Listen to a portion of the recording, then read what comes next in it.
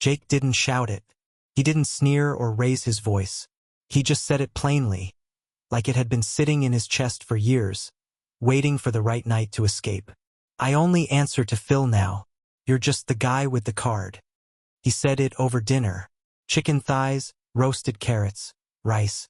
The kind of meal you throw together after work because you still believe in the ritual of family, even when the table's been hostile for years.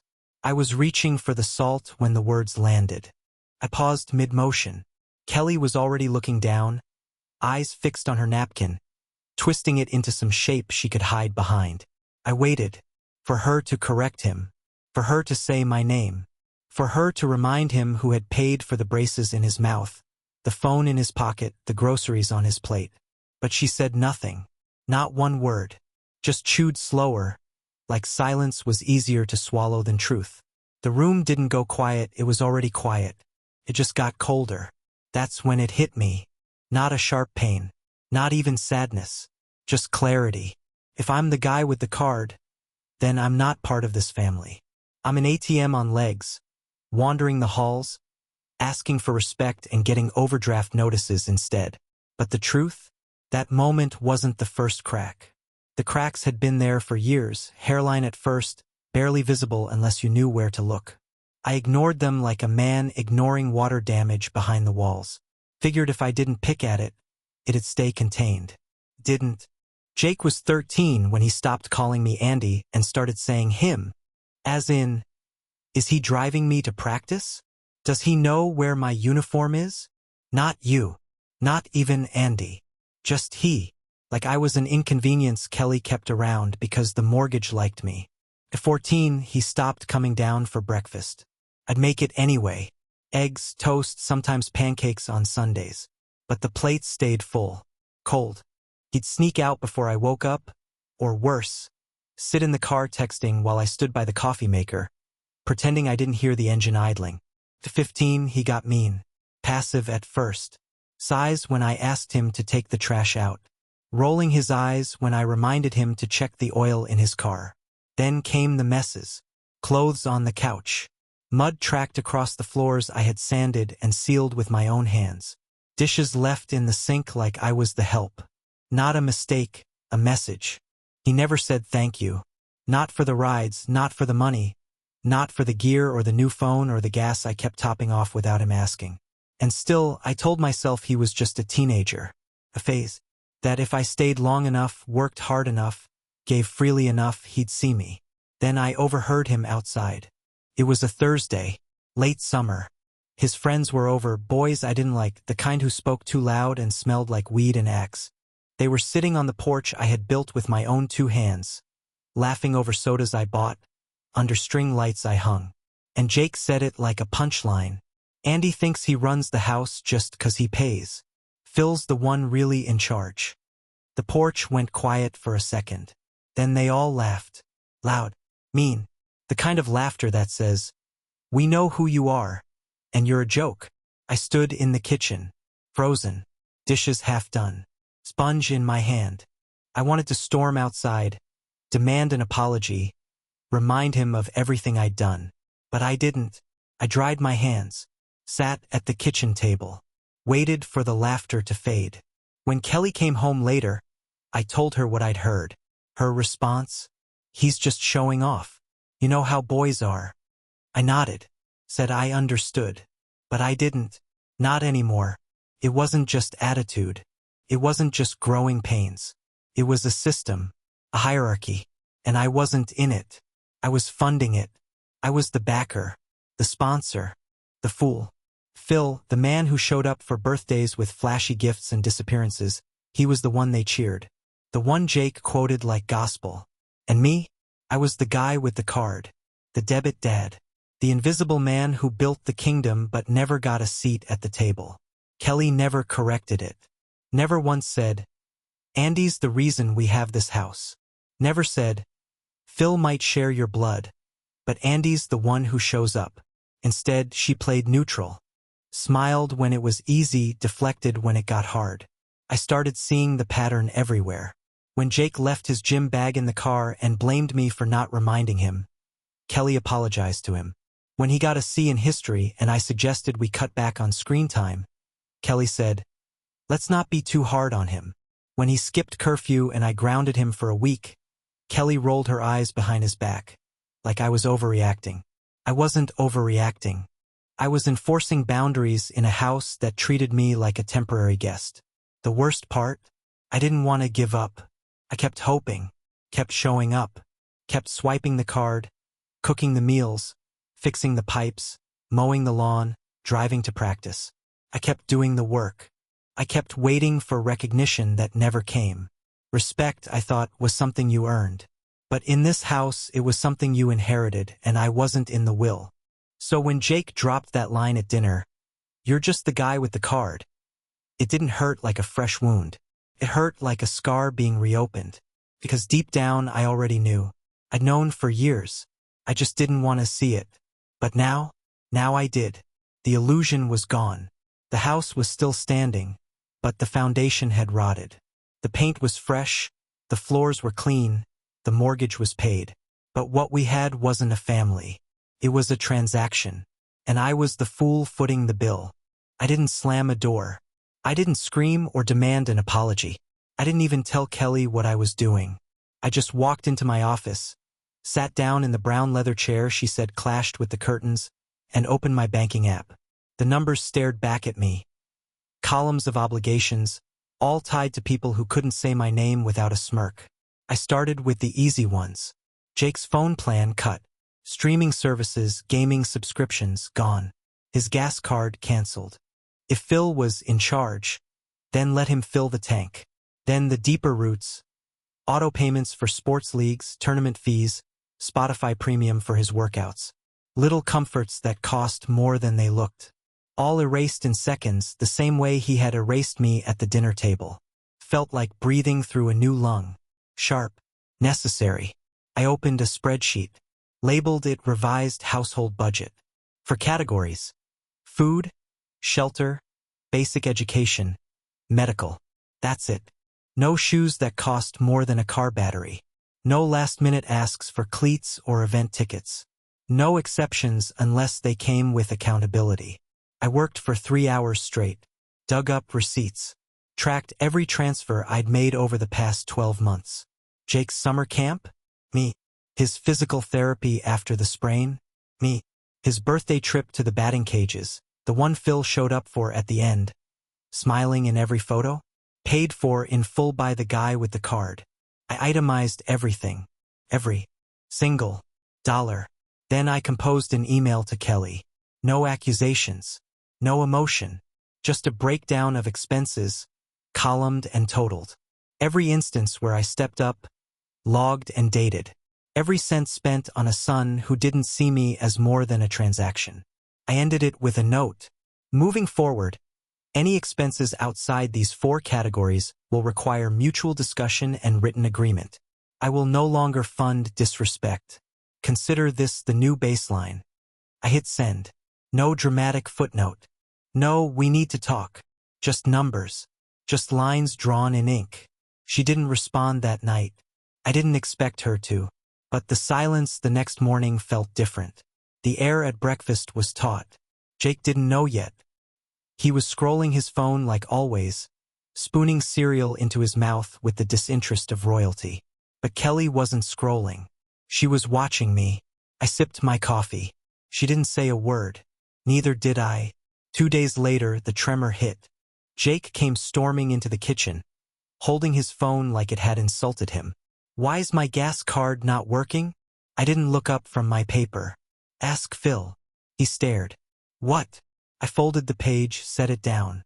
"You said you only answer to Phil now, so let him handle your transport." His jaw twitched. He turned to Kelly. "Mom." She hesitated. "Maybe you should talk to Phil about it." That was the first time I saw it. Her doubt. Her fear that maybe, just maybe, I was serious this time. Jake didn't ask again. He just left. No thank you. No goodbye. The next hit came quietly. An email from the team coordinator, just confirming Jake's tournament registration. Payment still pending. I didn't reply. Neither did Kelly. That night, Jake came to me directly. Rare. Almost never happened. He stood in the doorway of my office, shoulders squared, voice tight. I need $400 for the tournament. I looked at him, then turned to my screen. Send me a plan. He blinked. What? A plan. What you're contributing, what you're doing to earn it, and why it matters. No plan, no payment. He scoffed. Phil says you'll fold. I didn't react. He doubled down. Mom says you're being abusive. That stung. Not because it was true, but because she'd said it. I leaned back. Then ask her to pay. He stood there, silent, waiting for me to budge. I didn't. The tournament came and went. He didn't go. No guest, no ride, no entry fee. Phil never stepped in. Not a dollar. Not even a message of support. Kelly didn't mention it either. But her eyes did. Every time we passed each other in the hallway, there was something brittle in her gaze. Like she knew the ground had shifted and didn't know where to step. I started seeing the ripple effects. Jake stayed home more. His bedroom door stopped slamming. He started making his own breakfast. Sometimes I'd find him watching videos about jobs, refereeing, lawn work, even tutoring. He didn't speak to me much. But the sneer was gone. And for the first time in years, I didn't feel like a servant in my own home. I felt like a man reclaiming his spine. Came through a forwarded voice note. The kind teenage boys pass around like contraband. Low-quality audio but heavy with arrogance. I was in the garage, reorganizing shelves I'd been meaning to fix for months, when my phone buzzed. Listen to this. The message read. A kid from Jake's team. Not even someone I knew. I pressed play. Phil's voice. Lazy. Confident. Filthy with smugness. This is my family now. Andy had his shot. He's done. Real dads don't make kids earn it. They just pay and disappear. That last sentence hit like ice water. Not because it surprised me, but because it confirmed everything I already knew. Real dads pay and disappear. That was his legacy. That was the gospel my stepson had swallowed whole. A man who vanished for birthdays, missed school conferences, never sent a dime unless it bought him praise. That was a real dad? I didn't reply to the kid. I saved the audio, backed it up in the cloud, printed a transcript, filed it next to every receipt from the last 2 years. I was building a record now, not out of spite, out of clarity. This wasn't just disrespect anymore. This was erasure. 2 weeks passed. Jake kept his distance. Kelly too. The air in the house thinned, like a storm waiting for lightning. Then came the text. Need $400 for tournament. Coach says I qualify. No, please. No, thank you. Just the assumption that the card still worked. I replied, send me a plan, what you're contributing, what you're doing to earn it, and why it matters. No plan, no payment. His response came 10 minutes later. Screenshot of a message from Phil. Don't worry, he'll fold. He always folds. Fold. That word. I'd done it so many times I barely noticed anymore. Paid after slammed doors. Smiled after eye rolls. Drove carpool while being called him. But not this time. I waited 3 days. No plan came. Just silence. Then the second wave hit. Kelly found me in the kitchen. It was late. The house was quiet. She poured herself a glass of wine, sat down across from me. You're really not going to pay? I looked at her. Not without a plan. Her voice tightened. You're punishing him. You know that, right? No, I said. I'm teaching him. She laughed, but it wasn't amused. Since when does love require a business proposal? It doesn't, I said. But respect does. And I'm not giving one without the other. Her eyes flared. This isn't what fathers do. I leaned in. Tell that to the man who sent that message. I slid the transcript across the table. Watched her eyes scan the words. Watched her face go pale. You kept this? She asked. I filed it. With the rest. She stood. Didn't say another word. Just walked out, her silence heavier than any scream she could have thrown. That weekend, Jake skipped the tournament. No fanfare. No fight. Just absence. The Monday after, I found him in the garage. Not yelling. Not pouting. Just quiet. Holding a rake. sweeping leaves without being asked. He didn't say a word. Neither did I. But it was the first time in years he did something in silence that wasn't defiance. I made a note of it. Small shift. But it meant something. It was a Tuesday. The kind of day that drags its feet through mud. Gray sky. Rain that couldn't commit. A house so quiet it felt staged. Kelly had left early, no goodbye. Jake hadn't come downstairs. I sat alone at the kitchen table, coffee gone cold, wondering if silence could rot through drywall the way mold does. Then the doorbell rang. I opened it to find Jake standing there. Not inside. Not in the house that bore my signature on every monthly mortgage slip. Outside. Hoodie on. Hair soaked from the drizzle. He didn't meet my eyes. Instead, he held out a folded piece of paper. No envelope. Just lined notebook paper, creased and damp around the edges. His hands were shaking, but his voice, when he finally spoke, was even. Here's my plan. I didn't take it at first. Just stared. Then I stepped aside. He walked in, straight to the kitchen. Sat down like he hadn't just burned every bridge and come back with a wet match. I read the note in front of him. His handwriting was sloppy. Edges of the letters trembled like he wrote fast, or afraid he'd talk himself out of it. But the content was clear. He outlined what he'd do.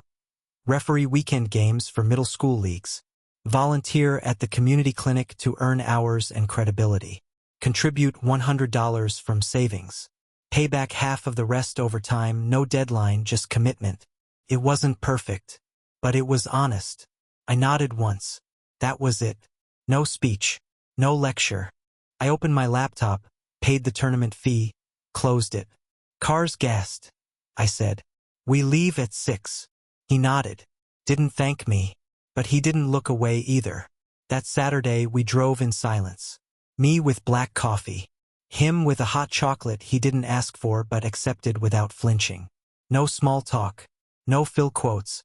Just two men breathing the same stale car air, both waiting to see if the other would flinch.